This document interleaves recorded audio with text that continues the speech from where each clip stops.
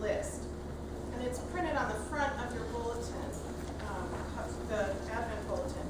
The song was originally recorded in 1990 by Natalie Cole, but it was Amy Grant's record in 1992 in which he added another verse. And that's what really propelled it into the list of one of the most played Christmas songs ever. Reverend Karen has encouraged us to be thinking about what our own grown-up Christmas list would be this Advent season. And the refrain of the song is a good starting point. No more lives torn apart, that wars would never start, and time would heal all hearts. Everyone would have a friend, and right would always win, and love would never end. These 4 weeks of Advent, we have considered joy, peace, hope, and this week, love. Love. Love, love, love. We use the word love a lot to mean something usually we really, really like I love that restaurant, I love that outfit, I love that song that Daniel just sang, whatever it might be.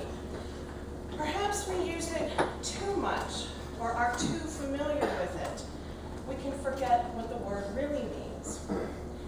This particularly struck me during my junior year of high school when I was an exchange student in Germany.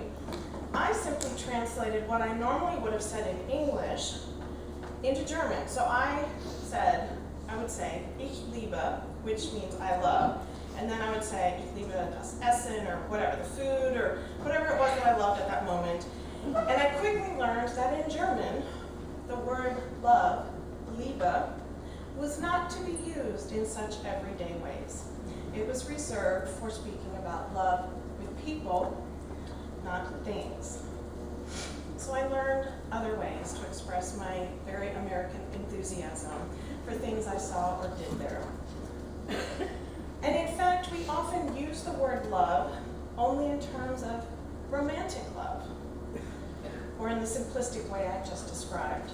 Perhaps we throw the word around too easily without thinking about what the depth of love actually means.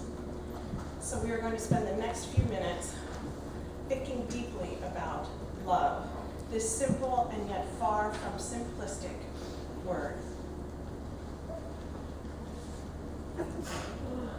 This past year, a group of us here at MCC Austin have been reading Karen Armstrong's 12 Steps to a Compassionate Life together.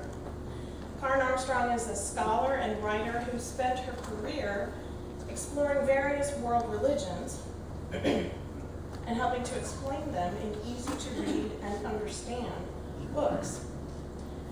Her journey led her to a study of the rise of fundamentalism around the world in all the major world religions: Christianity, Islam, Judaism, and yes, there's even fundamentalist Buddhists and Hindus too. She felt compelled to find a way to combat the misunderstandings and fear that became so prominent after 9/11. And she decided that compassion was the key to that. It's a value in all the major world religions, something that they all have in common, despite major differences in other areas. But she realized that it's one thing to say to people, have compassion or be compassionate, and yet another thing entirely to really be able to live it out. So she wrote the book in the format of following a 12-step process, practical steps in which one can learn how to embody more and more compassion in your life for yourself, each other, and the world. I'm just going to put a little commercial out here. The Compassionate Life group that's been meeting has a special project that we will be sharing with MCC at large starting in January. So stay tuned for Compassion Games 2015. It's going to be fun.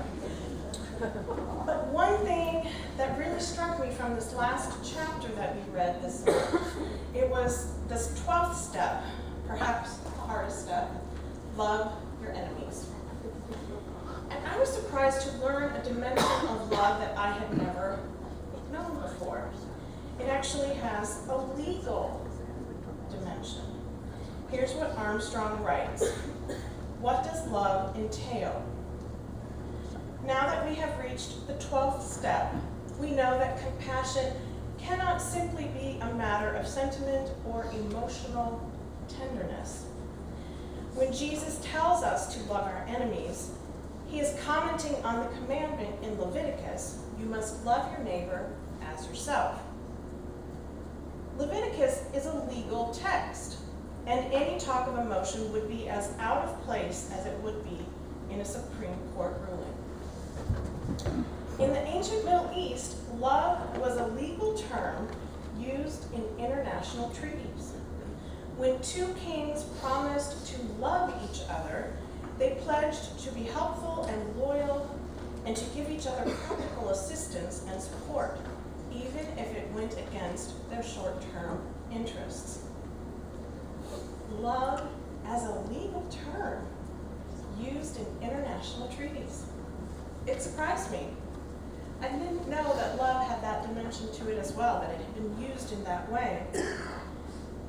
Armstrong reminds us that love cannot simply be a feeling, emotional tenderness, or simple sentiment. Kings would pledge their love to one another, and in that mean very concrete things. They would be helpful, they would be loyal, and they would give each other practical assistance and help, something for which they could be held accountable and they could hold each other accountable for. It reminds us that at its best, love is an action, a way of being in the world, a practice. Of course, we all know that love is at the heart of Christianity. It's probably one of the words that would make it into a description of a minute or less if we had to describe what Christianity is to someone else. But what about love? Love is hard. I know people don't really say it much, but love is hard. When I was younger, I tended to believe that love could conquer all. It was really naive. Just fix all the problems in the world. But I didn't really realize how hard it could be to love through difficult times and situations.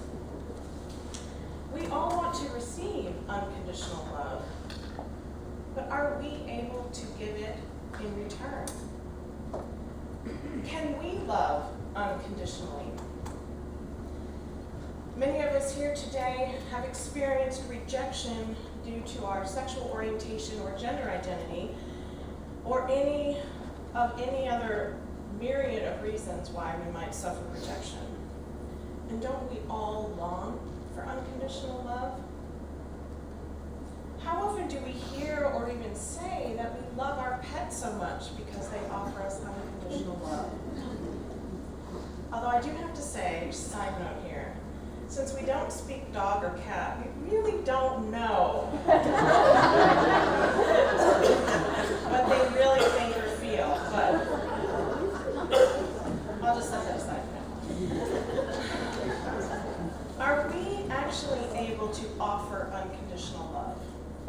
Even if we don't receive it, can we offer it to others? This has been a central struggle of my own spiritual journey since I came out. And I'm sure this will sound familiar to many of you. A close family member of mine does not believe that being gay is okay. This person chose not to come to our wedding in 2006 and did not come to my ordination in 2010 because of that. Because being gay is not okay, according to this person's worldview. And I love this person dearly. And I want to have a relationship. And I feel judged.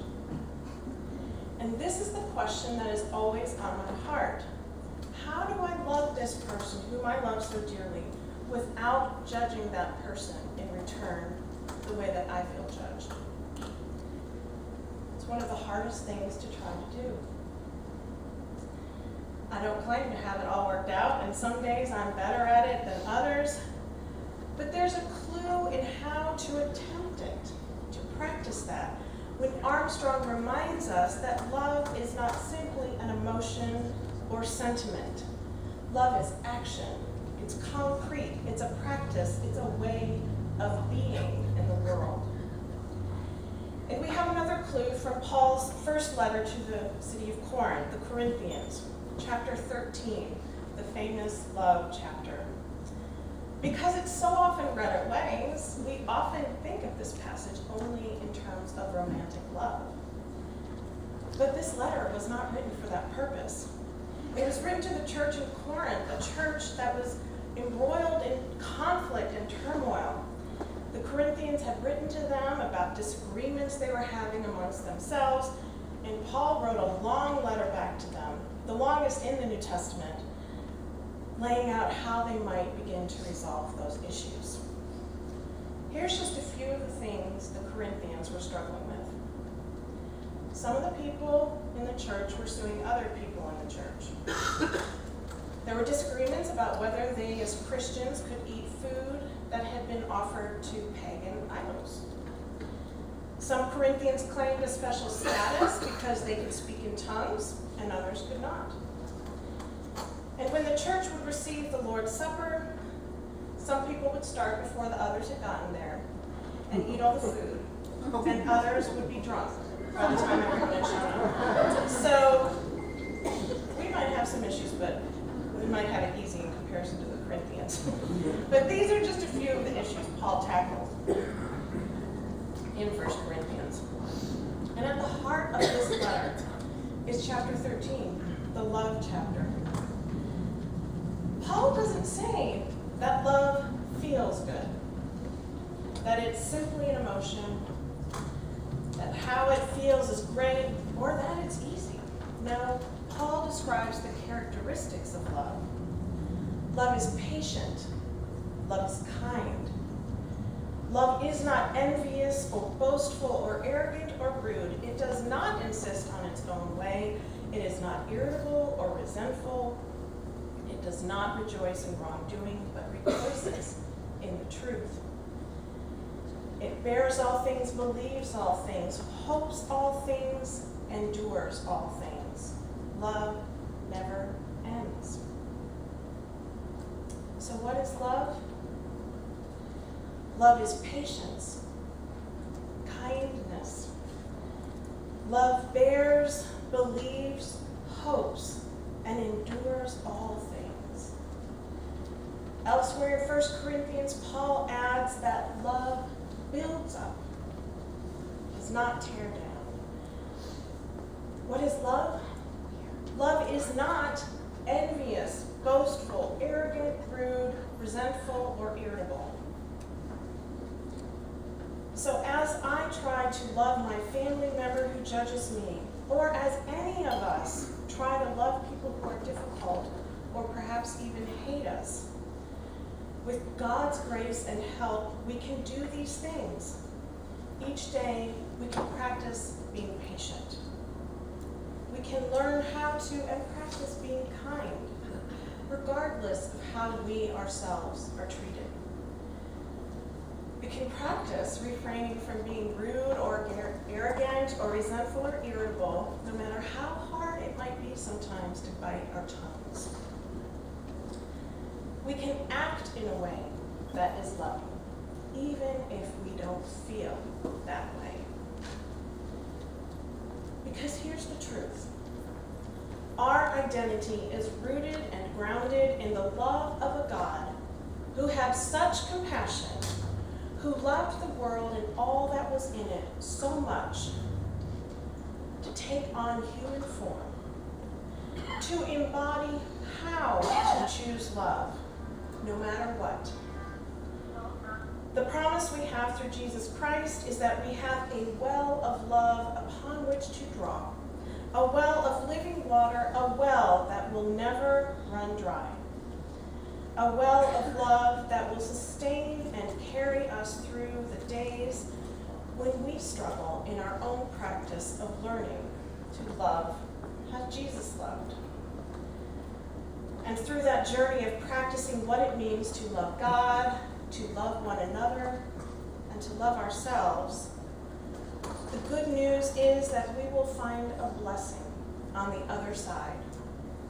As the poet Jan Richardson reminds us in this poem called "Love is the Most Ancient Law, a Blessing." Open to it and you will know how love is its own blessing and most ancient of laws. Pursue it entirely with everything in you, your heart all, your soul all, your mind all. Spend it all, this love so generous, this love that goes out to each it finds, this love that gives itself in lavish and unimagined measure everywhere and to all, yourself not least. My grown-up Christmas wish list today is that through God's help, all of us might learn to love generously, to give love in lavish and unimagined measure, everywhere and to all, yourselves